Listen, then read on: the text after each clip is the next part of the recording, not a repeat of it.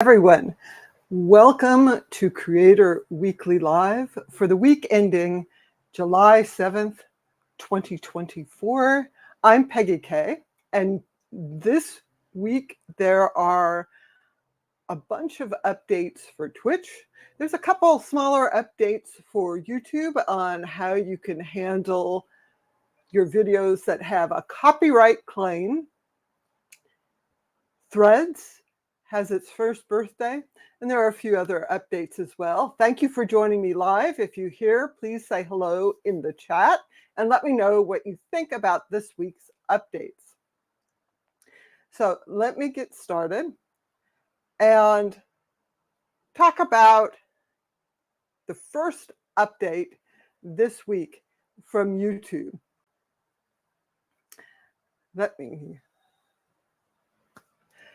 This week, YouTube announced that they had a significant update to their erase song tool. Now, what is that? If you have a video that has a copyright claim on the audio because you're using copyrighted music, maybe it's incidental, maybe you caught it by accident, maybe you chose it and you didn't realize it was copyrighted. Now, this updated erase song tool will use their AI-powered algorithms to remove just the claimed song and not the other audio. So, as they note, it should keep things like speaking, dialogue, and sound effects. And bear in mind, though, that the edit might not work if the song is hard to remove. And there are other options. You can mute all of the audio for the claimed section. You can try to remove the song. You can try and switch the song to a different track that is not going to get a claim. So this is something you can do if you have a claimed song on your video. Note that sometimes the claim, it's not necessarily going to hurt your channel, but better not to use copyrighted music without permission, in my opinion. I want to say hi to everyone who's here live. I hope you had a fantastic 4th of July weekend. If you are in the US, obviously, if you're not in the US, you're not going to celebrate that. As mentioned, very, very noisy holiday. Craig says, I'm glad all the fireworks are over. Me too.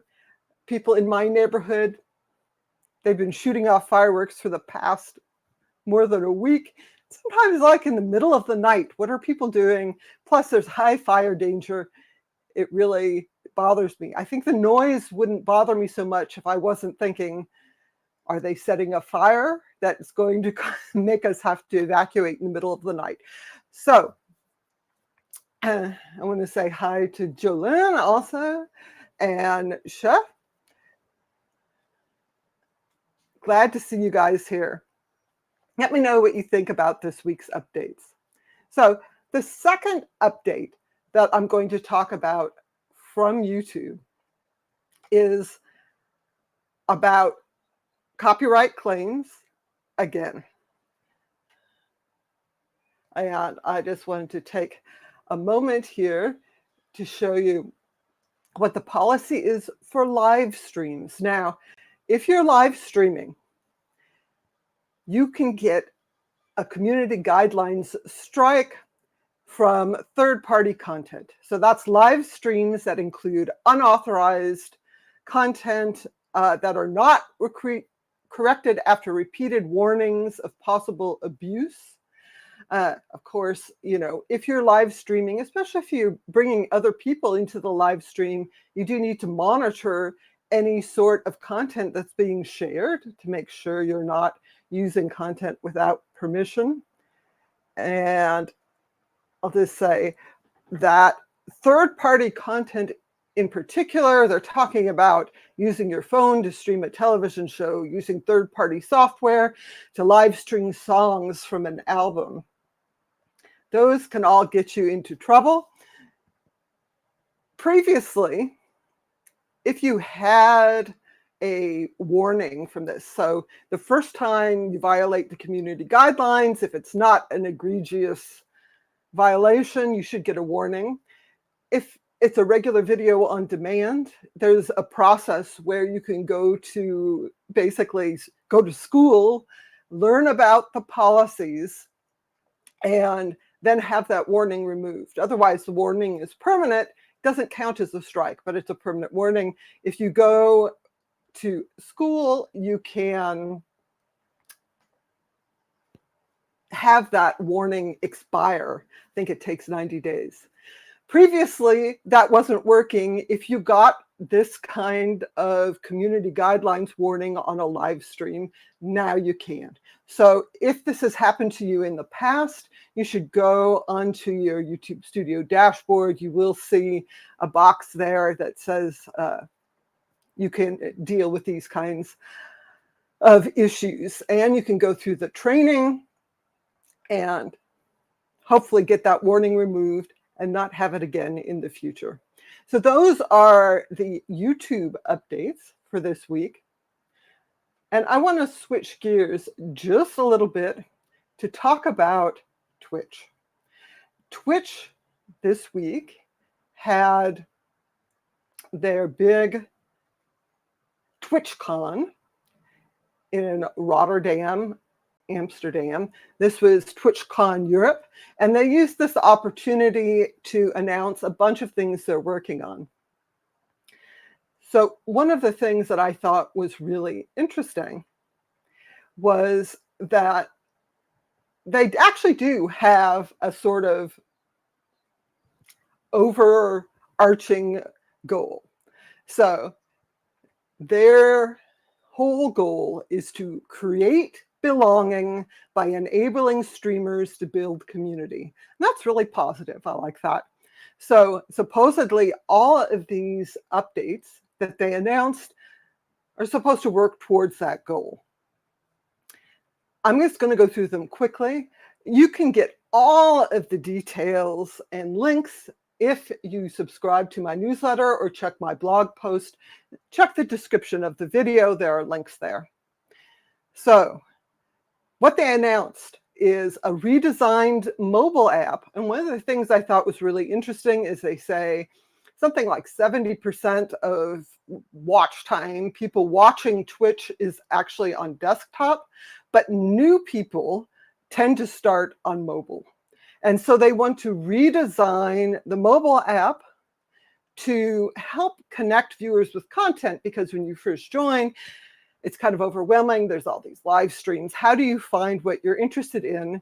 So there's going to be a stream of live previews, and there's going to be a feed of clips. So you can watch clips and see if that's a kind of creator content that you're interested in. They're also working on picture-in-picture mode for Android. That lets you be viewing other apps while you're watching the video. They are updating stories, and stories, it's kind of interesting. Most platforms tried using stories, including YouTube, and then they gave up because it wasn't really working well for them. After that, Twitch decided to use stories. So stories, you can post short things, it's vertical, and they expire. What Twitch is doing for stories is making them visible on desktop. Before it was just mobile. And they are going to bring video creation and uploading into stories directly. So they're really going all in on stories to make that, again, a place where people can learn more about the creators, behind the scenes, that sort of thing. They are going to let people create vertical clips along with landscape clips.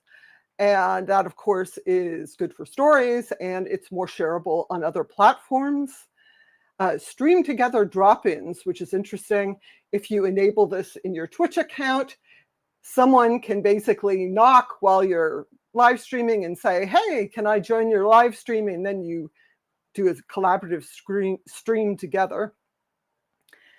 There's Power Apps, which is a newish feature. It's basically like super chats, but kind of much fancier. It has animations, very visual. And so they're developing new Power Apps for people to pay for. This is a way to give the creator money. You pay in bits and you pay for bits with real money. So it's going to be customizable, the Power Apps, and they'll have seasonal ones for holidays and so forth. Enhanced broadcasting will be available to all streamers if you're using the latest version of OBS Studio or XSplit Broadcaster. This gives you more control over video quality and encoding and things like that. There are creator clubs to help creators find a community of other streamers who are streaming similar content. That's going to start with DJs and IRL, that's in real life streamers. Interesting, they're not starting with gaming streamers, but maybe there are just too many gaming streamers on Twitch. And so having a creator club with their own Discord server would just be overwhelming. And then the last thing they're doing is creator achievement statues. So, YouTube has the play button if you reach certain milestones in your subscribers. Twitch has what they call a bleed purple statue, which I'll share this tab. So this, it's the Twitch logo, and it's purple because that's Twitch's design. And whoops, and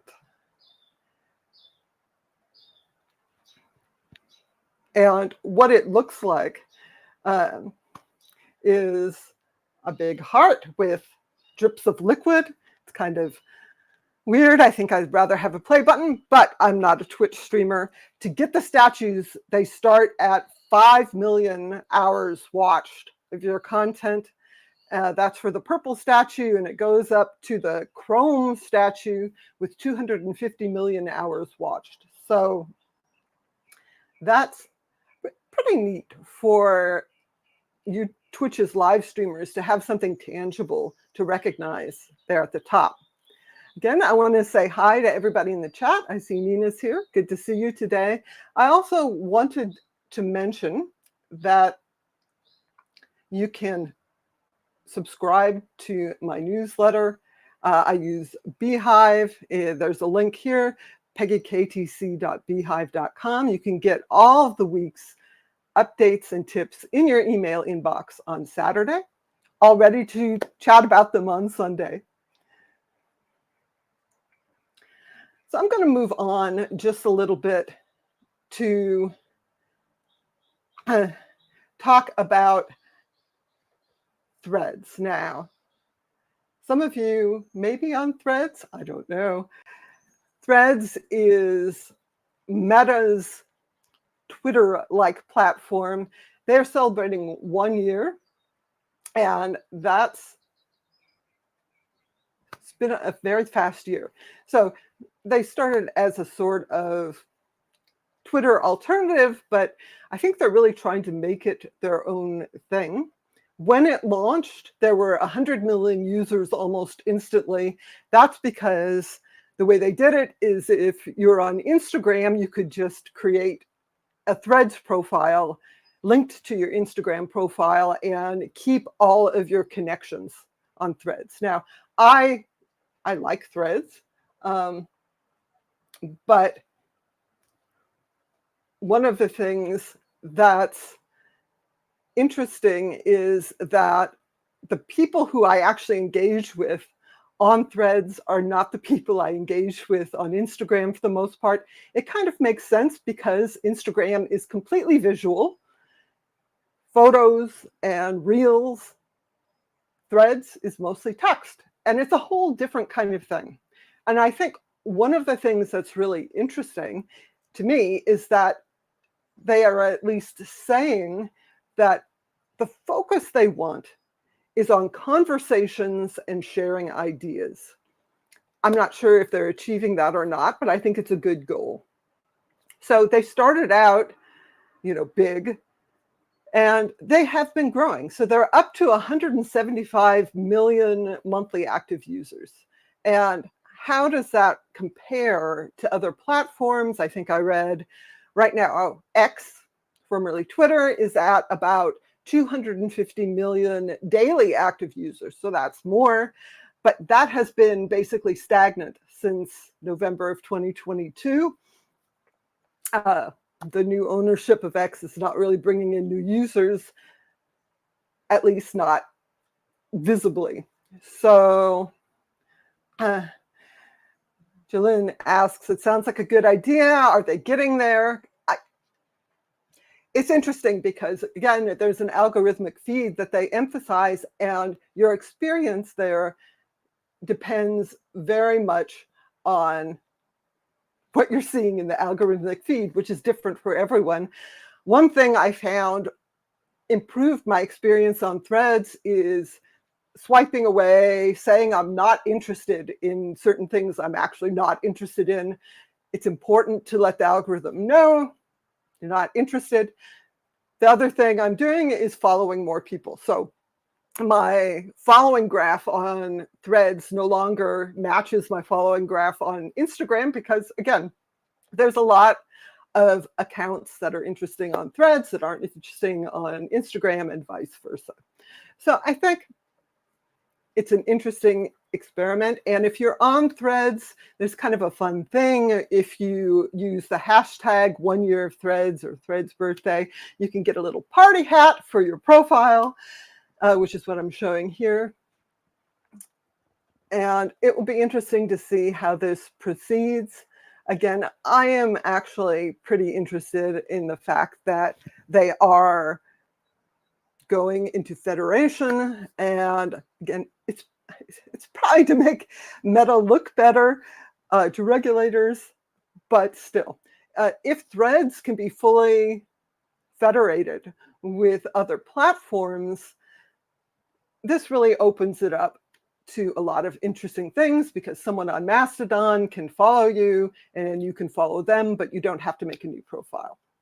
The other thing I wanted to mention quickly is that Instagram, as opposed to Threads, even though they're connected and have the same head, is really, really doubling and tripling down on the idea that the important metric you should be working towards is shares.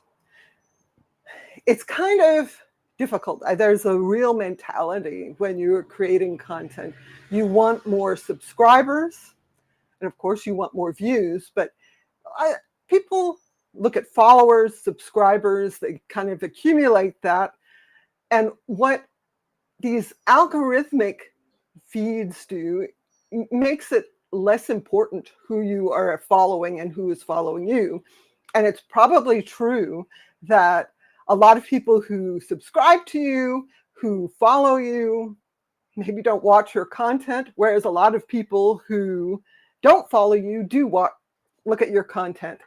So I think it's really an interesting idea, but you're saying followers and subscribers, that's visible. So you can have that number on your profile and people can say, oh, look how popular this person is. And part of what Instagram is doing, they've at least been testing, showing the number of shares of video content. And I think that may really shift the way people create reels on Instagram. And it's an interesting notion because a lot of my own personal video watching on Instagram is from shares. So I have a bunch of direct message conversations with people on Instagram. There's a couple of people I know who just share tons of reels they think are fun or interesting. I have another conversation where we share like local restaurant reviews and things like that. So I actually do watch a lot of reels based on other people's recommendations, and maybe that's the way things are going. So that's interesting on Instagram. I want to say again, hi to everybody in the live chat. Good to see Geeks on Tour here, and my friend Nina here, and Mark and Andrew. Sorry if I missed anyone. I'd love to know what you think about this week's updates. So I want to finally talk about an update on Mastodon. And I know a lot of you probably don't use Mastodon, but I think this is actually important. And what they are doing is adding a new feature that will be visible on Mastodon, where if things are configured correctly, whoops, that is not what I meant to do. If you are sharing a link to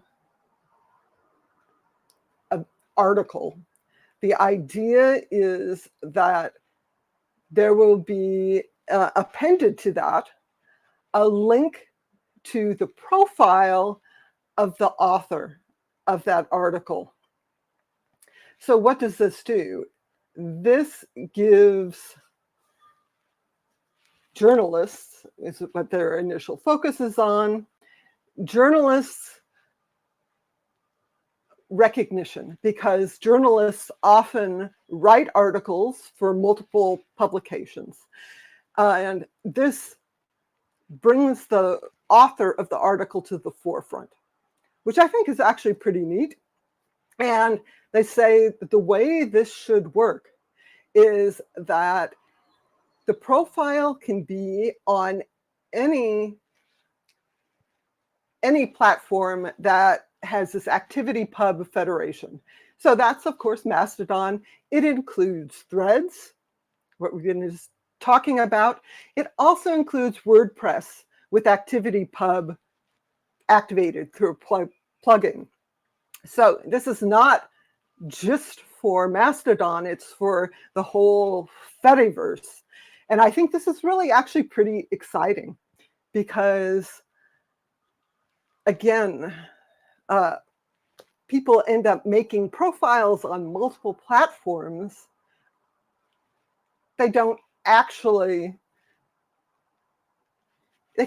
be active on all those platforms. So it'd be good to just have one profile on your favorite platform, and then if someone shares an article that you wrote, it links back to your profile. Mark says, I wish I knew the best ways to develop followers into super fans on a social platform. Yeah, that's the holy grail there. If there were an easy way to do that, people would do that. But I consider all you guys my super fans because you guys show up every week, and I really appreciate that. I also wanted to mention a little bit on Threads, again, becoming part of the fediverse. On Threads, what they're saying is that if you're really trying to grow your presence on Threads, you should reply much more than you post. So I think a lot of creators are sort of in the mode where they post things and then they want people to follow and like and comment, but they're not actively engaging in conversations with other creators. And for example, on YouTube, that's not really something people do, but on Threads, that is what they're emphasizing. And they're saying, if you want to grow your presence, if you want to get more fans, you've got to actually participate in conversations there and respond to other people, not just post it and forget it. And I think that may be why some journalists and other popular people don't like Threads as much, because they aren't getting the kind of traction for their posts that they have on other platforms. And that's because they're not actually interacting with anyone else. They're just posting and expecting people to come to them. So I think that's interesting. And going back to this update on Mastodon, this is something that will show starting on mastodon.social and any other Mastodon server that implements the new software. And on the creator side of things, one thing, you probably can't see this on the screen very well, but it is an open graph tag. So you add a meta tag to your website, and it's a meta name, fediverse creator, and then you link to the profile. Really easy. But there is one catch, and don't go implementing this right now, because they're not actually displaying from every site that does this. They right now are only displaying this from articles published on certain manually approved sites. For example, The Verge is one of those sites. And I suspect very much that they are thinking about how this can be abused. Because if all you do is add a meta tag to your article, I could write an article and make it appear that it was someone else who wrote it because it links to their profile. So the question is, how are they going to prevent that abuse? I assume at some point they're going to let people have a list of places that they approve to link back to them, basically. But right now, I think that this is a good start. And I wish more platforms would take this into account, because when someone shares an article, it actually makes a difference who wrote the article, right? There are some people whose articles I trust more than others. And I like the idea, if it's a good article, that I can easily link to their social profile. So I'm hoping this is a new standard that gets adopted by more people. And the last bit of news I wanted to share with you guys is an update from Meta. Now, if you remember from a couple weeks ago, Instagram, and I think Threads, I'm not sure Facebook, but anyway, Meta has this new thing where they automatically label images, videos that were made with AI. And there was this huge backlash because a lot of people use Photoshop, for example, and Photoshop has these tools, generative AI tools, that might let you fix background noise, or a generative AI tool that lets you erase, a small flaw in your image. And these were all being labeled as made with AI. And so this is bad, right? Because people were really upset. Understandably, they had a beautiful, actual photo that they took. And one of the things, they would erase a few pixels and it says made with AI. Now, they are changing the label that says now it's an AI info label rather than made with AI. It should link to more details. They are getting this information from Adobe. For example, there's other software developers who are part of this consortium. They automatically embed this information in the image when you export it. And there is a bit more information that says, oh, the whole thing was generated with AI or just edited with AI. And they say they want to work with companies to improve these labels to make them more detailed. So is this an improvement? Yes, but I think that it doesn't actually address the biggest issues, where, first of all, these labels are only applied if people are using editing software that applies these meta tags to the image itself. And people can get around it by copy pasting the image into a different file, for example. And it's still, there's this whole gray area where how much AI makes it AI generated. So I think we're still working on this. I want to give a big thank you to Jolyn in the comments. She says, I've grown to truly enjoy you and read through your weekly newsletter. Although I'm not a big social media person, you give me good ideas and options for the way that I work. Thank you. Thank you so much.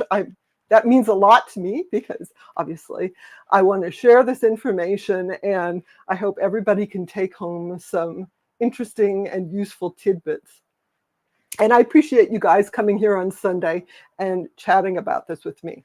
And I'm going to leave you with one more tip. Now, if you watch the Google Search Central YouTube channel, I know it sounds kind of boring, maybe.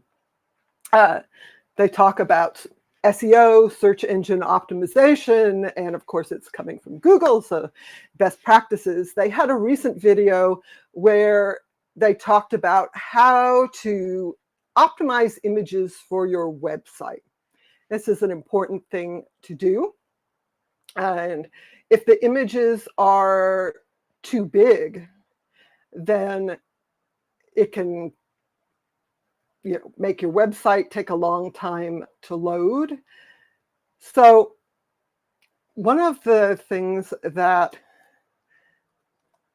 they recommended using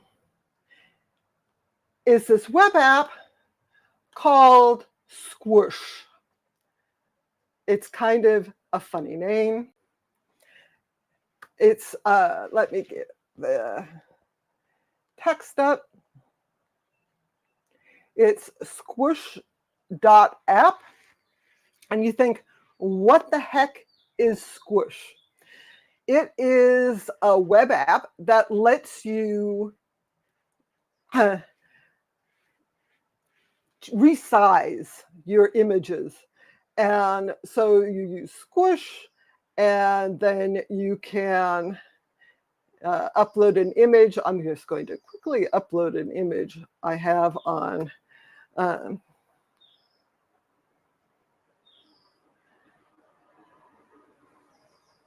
so this is the Creator Weekly banner for this week, and you can resize it. And let's see, I'll resize it a lot. And I don't know if you can see this, but it shows you the before and after. So it's full size, and then I can drag the slider over and see what it looks like when it's resized. You can reduce the color palette. You can also compress the image. So the nice thing is that you can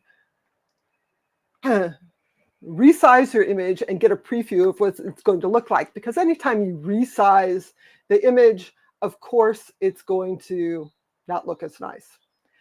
So that is the last thing I have for you this week. Let me remove. Again, if you want to subscribe to my newsletter, it's peggyktc@beehive.com. My website is peggyktc.com. You can read everything without the newsletter there, and there are links in the video description. Thank you so much for joining me this week, and I will see you next Sunday. Have a great rest of your weekend, everyone.